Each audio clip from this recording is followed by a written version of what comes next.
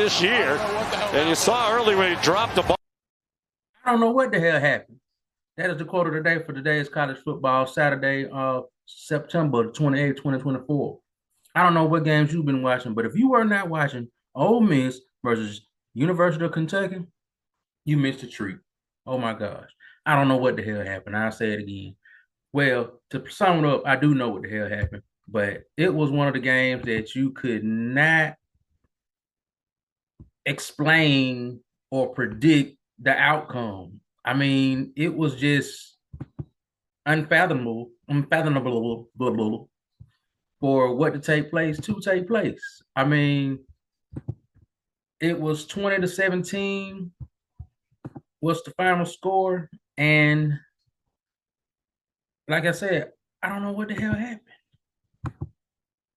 I don't know what the hell happened. In this particular game, it was highly anticipated, highly it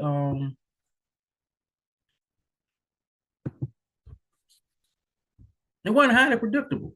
Many people thought that Ole Miss was going to come out with the victory and just go out and just have their way. As you can see, Ole Miss was undefeated going into it, and they were ranked number 6. But University of Kentucky, they already have 2 losses. They had a strong fight against Georgia in previous weeks, but couldn't come out victorious. But I guess they decided to, hey, we're gonna roll the dice and we're gonna try a little bit harder. We're gonna come out victorious. But once again, I don't know what the hell happened. And what do I mean when I say I don't know what the hell happened? Because number 84, Caddis for Ole Miss scored the winning touchdown. And as he scored the winning touchdown in the most unpredictable manner, he looks at the camera as he's walking off the field and says, I don't know what the hell happened. To rewind a little bit, the quarterback for Kentucky was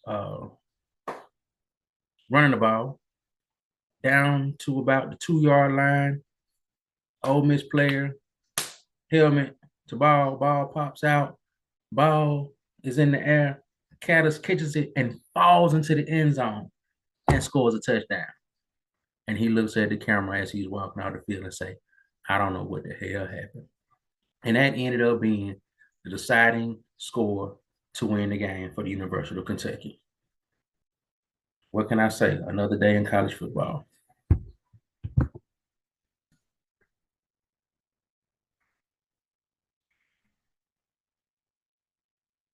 Let me take my glasses off for this.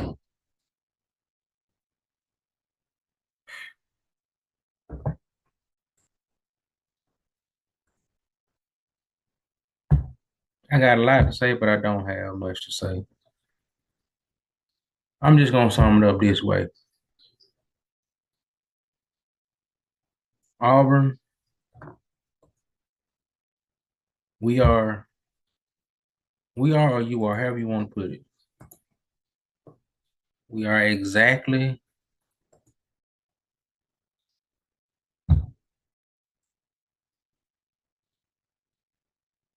we aren't who we think we are,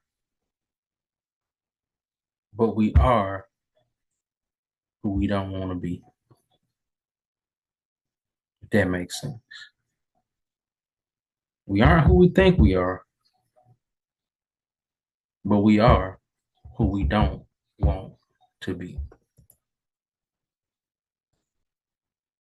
This game should not have played out in the manner that it did.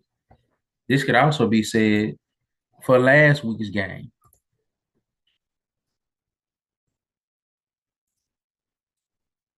Against Arkansas.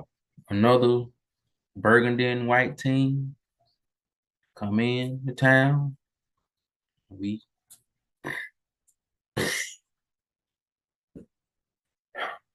just piss it away. Had opportunity on top of opportunities. Now, I will say there was some improvement from last week to this week because we cut down on the mistakes. We still had a few penalties, but we had one turnover. One poor decision that cost it the game. One error in judgment that cost it. And I'm like, I'm getting a little passionate because I'm trying not to get passionate because it's like, I look at Auburn, I graduated from Auburn, had family members to attend Auburn, to work for Auburn. Auburn has been good to me, and I would like to see Auburn do well. But it's like, we always talk about Auburn family and think about it. It's like sometimes you have that child, you have that family member, whether it be your cousin, your uncle, your mama, your daddy, you want to see them do great. You want to see them do well. You want to see them excel, but for whatever reason, they can't get it together. They can't get it together. They can't figure it out. For whatever reason, we can't get the pieces that we need to do what we need to do to stay consistent, to stay relevant, to stay on the upswing. We seem to just keep being stuck, stagnant in the muck and the mire. And if you're standing still, you're falling behind. I say if you're standing still, you're falling behind. And it seems like we just falling behind because it seems like it's the same stuff over and over again. 2 steps forward, 2 steps back, 1 step forward, 10 steps back, stuff like that. There's no reason why this freshman could come in here and he didn't even do enough. He didn't even do enough. He didn't even do anything that just sealed the game. We beat ourselves. Auburn, you beat yourself once again. One error in judgment turned to a pick six that sealed the game. Now, before that, we're not gonna just leave it all there. Two, not one, but two missed field goals. And what was the final score? 27-21, a margin of victory of 6 points.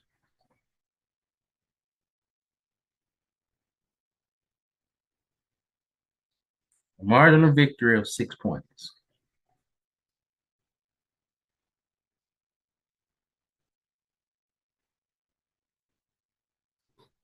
I'm a fan, but I'm not a normal fan. I feel like I'm family as well. Excuse the background noise, but hey, we gotta go with it. Everything in our was gonna be perfect. Nobody. Fan, I'm family. I've been a coach, I've been an official, I've been a player, I've been around sports in a lot of different facets and viewed sports through a lot of different lenses is what I'm getting to. That's the point of me giving that little background. So I got a unique perspective. And I'm not saying I'm just the expert. I'm just saying I have an informed position and perspective based on the experiences that I've been able to accumulate through my life. I feel like we figured out our identity. It's to run the stinking ball. It's to run the dang on ball. Run it, set up the run that dang on ball to set up that pass. And we had some good plays. It actually looked like we had some uniqueness, some flair, some style, some pizzazz, some riz. You know what I'm saying? It was like we had a little something cooking out there. And we played mistake-free for 3.5 quarters or 3 2/3 of a quarter. But the one error in judgment. But for me, like I said, it seemed like we had that identity. And in that situation, why would we call him a pass play? Why was the play called a pass play? That's number one.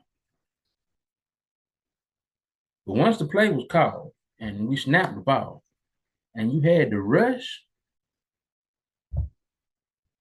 Peyton Thorne, why would you force that throw? Why would you force that throw? That's all I'm saying. Why would you force that particular throw?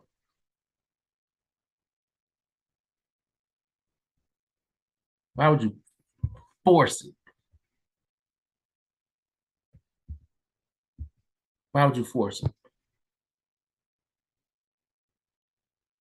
21-32, 338 yards, 3 TDs, 1 interception. Michael Hawkins Jr. Freshman. Freshman. Oh, no, I'm sorry. Peyton Thorne. Peyton Thorne. That's your stats. My bad. I'm in my own way. Kind of like Auburn. They can't seem to get out their own way. 21 of 32, 338 yards, 3 TDs, and 1 interception that cost the game. This guy had a solid game. 10 of 15. 10 of 15. He throw the ball about 15 times. We ate up the time possession.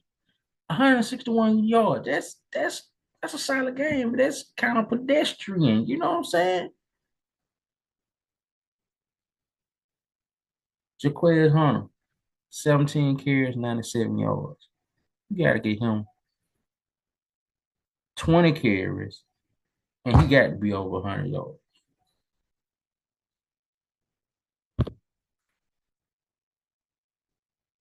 I don't even want to get no further than that, man. I ain't even, Cam Coleman. Uh, we had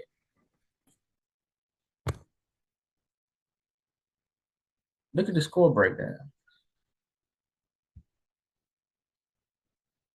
Look at the score breakdown.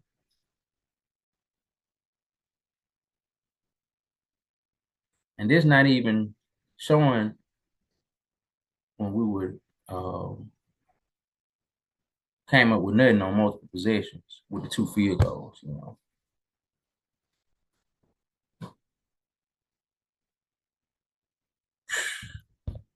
That's tough. That's tough. I don't even want to be done with that. But in other news,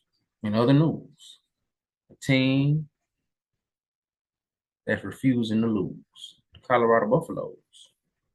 You got there in Colorado Buffaloes seem to have something going on special. I said special. You got there in Colorado Buffaloes. They beat the brake pads off of UCF. Come on. Spanked them. Gave them a good old fashioned beat. Just beat the why. I can say that Colorado has improved.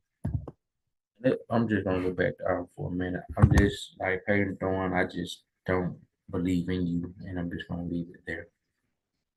Just don't believe in you. I don't believe in the coaches that believe in you. But I will say this: we're in a situation we're just gonna have to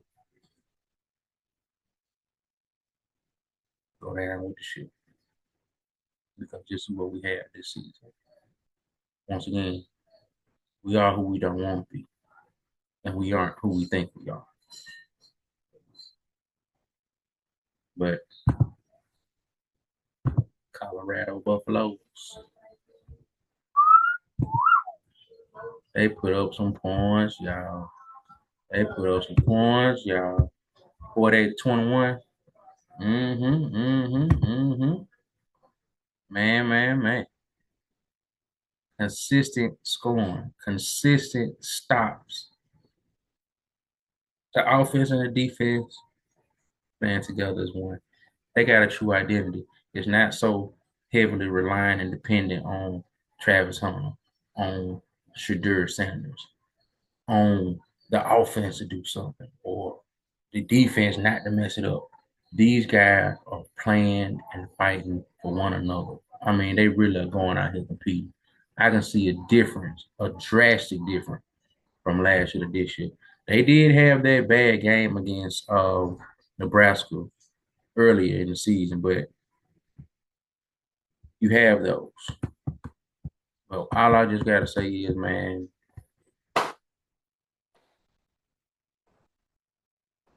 something to clap about. But as I said before on the previous segment, well, 2 seconds ago, I don't know what the hell happened. I don't know what the hell happened in Auburn. I don't know why. The offense can't get right. They can't find a quarterback. And then in Colorado, I'm sure UCF is saying, I don't know what the hell happened. Just as the UK receiver who just happened to be in the right place, right time, and and have everything fall in place. But shout out to Colorado, man, because look, y'all doing y'all thing, man. I hope y'all can continue to keep it up, keep it going, and just continue to improve, man. And shout out KJ Jefferson. He is doing his thing. He was at Arkansas last year. He transferred to UCL, and you know he competed, but of course he wanted to know. And these UCF Knights, they only have lost one game so far this year, and they should continue to excel. But they got Gus Malzahn as their coach, and we know a little bit something about self-destruct Gus. Yeah, Gus bust. That's neither here nor there. But I just realized I ain't got my other mic on, so I'm hoping I'm talking this talking, y'all can hear what I'm talking about, man. But there was some scoring going on. That was a good game. So them three games, University of Kentucky versus Ole Miss, that was an amazing game. Auburn versus Oklahoma, that was a disappointing game. Colorado versus UCL, that was a very exciting game.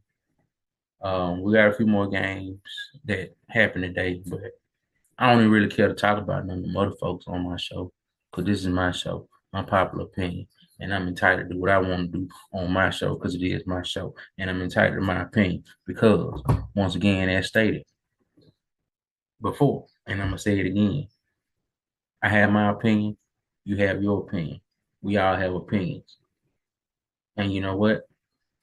Your opinion may very well be an unpopular opinion. So, shout out to you and whatever you do. It's still war down. But damn. We gotta do better.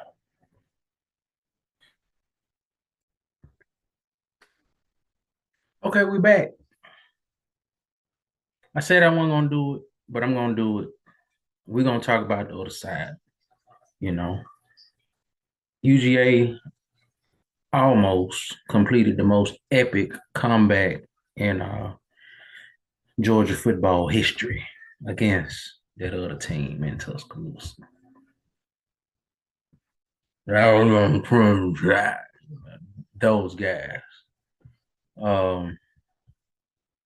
Yeah, I ain't gonna talk much about it because I really didn't want to talk about it. I don't like them guys like that, man. But I'm a fan that's,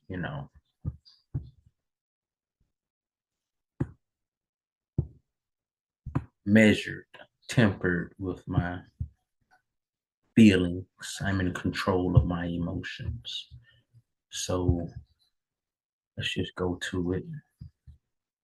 I can go to it.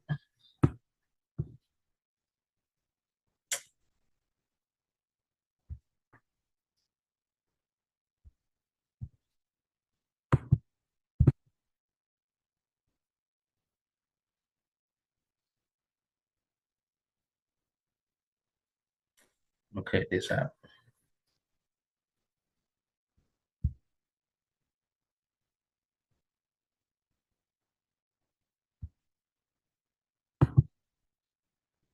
That's what we're trying to do.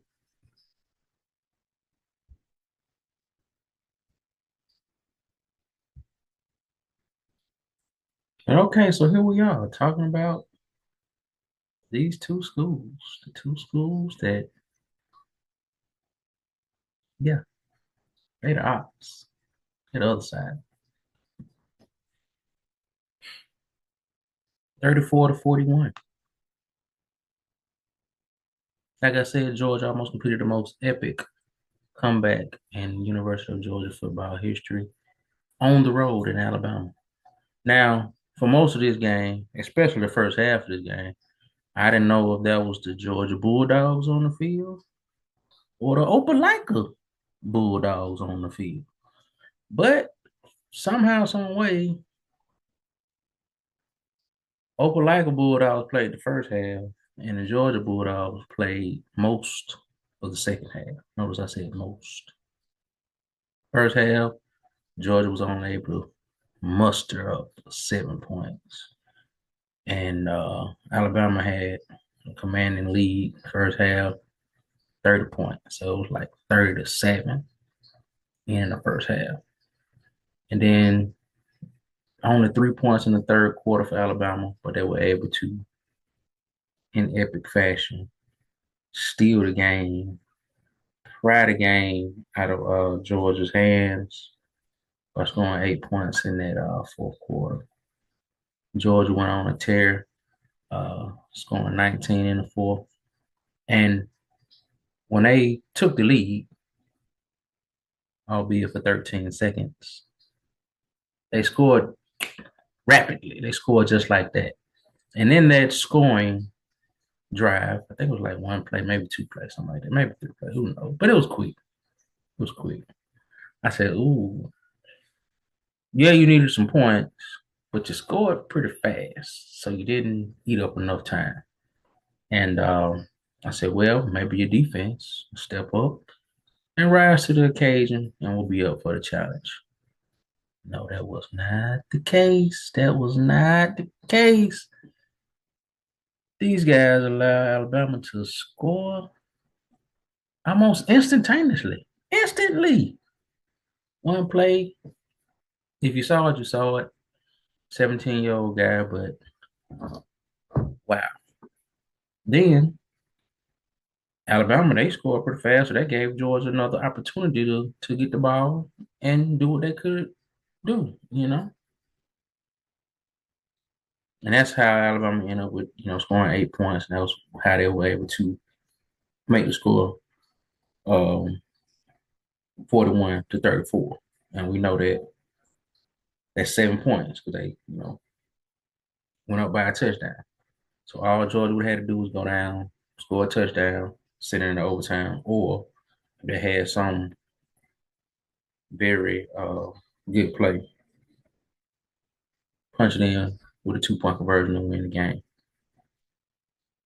They go all the way down the field, only to throw an interception in the end zone. Yeah. Comeback nullified. Comeback denied. Comeback rejected. Now, I was kind of on Georgia. Nah, I'm not. No, I'm not. I wish both of them could have lost, really and truly. If both of them could lose playing against each other, I would be cool with that. Because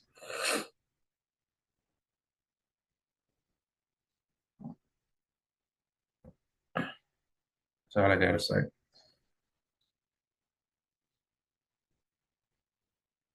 That's all I gotta say.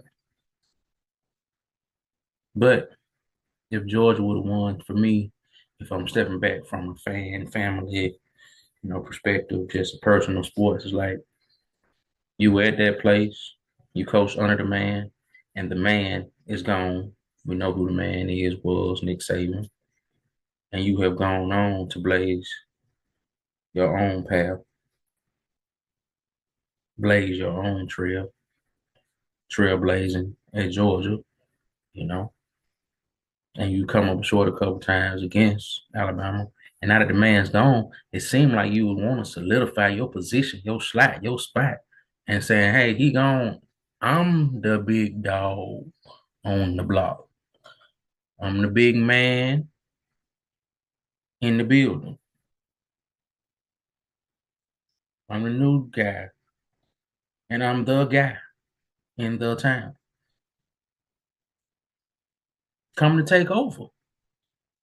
But you gonna let the new guy that took over for the guy put it to you like that? And then this epic instant classic type of ending, like, come on now, man. You supposed to went out there and handle your business, Kirby and UGA. I don't know what y'all doing, man. Bet you stepped it up, you showed up, but y'all a little different, man.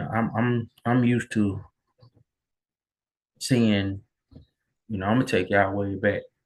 The Noshawn Marinos, the Isaiah Crowells, the Eagly, the Sony Michelle, the Nick Chubbs, the Todd Gurleys, that running back that's like, hey, we gonna run that thing.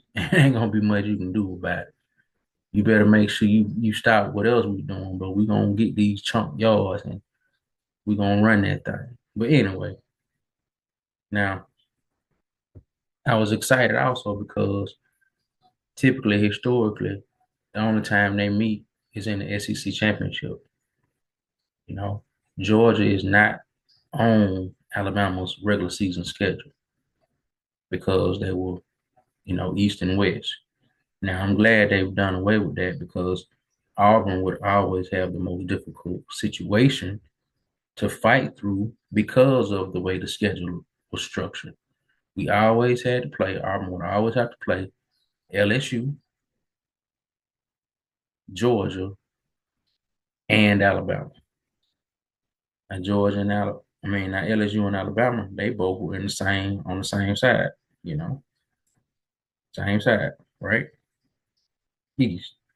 And out the West, Georgia. Now, some will say, well, why? While the Alabama Auburn rivalry may be more popular, more known to some, the Georgia Auburn rivalry is the oldest. They've been rivals longer. So that game always is played. So that's why I was really glad to see, okay, finally, Georgia and Alabama meeting the regular season, and we can see how that fares and plays out and how it will impact the standings for the SEC championship moving forward.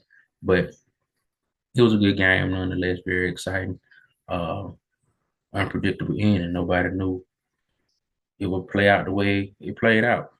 But that's why you play the game. Um, that's all I have.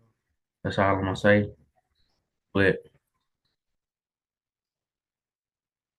Georgia, y'all supposed to be man. Y'all not supposed to let this new dude from up there northwest come down here southeast and do this. Come on, man. Come on, man. But you know what? That's just my opinion. You have your opinion. I have my opinion. We all have opinions. And that opinion just might be an unpopular opinion. Y'all take care. That's all for college football weekend.